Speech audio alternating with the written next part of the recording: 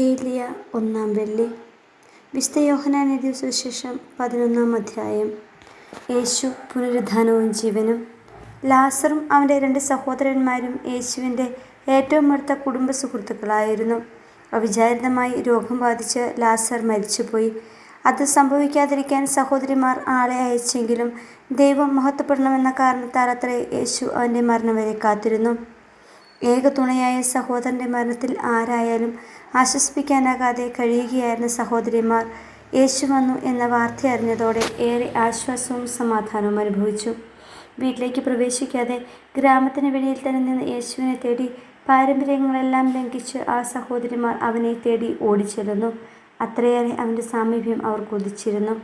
ജീവിതം മുഴുവൻ ഇരുട്ടിലായെന്ന് തോന്നി വീർപ്പ് മുട്ടിക്കഴിഞ്ഞ് അവർക്ക് പ്രതീക്ഷയുടെ ഒരു നുറുങ്ങുവെട്ടം പോലെയാണ് യേശുവിൻ്റെ ആഗമനം അനുഭവപ്പെട്ടത്.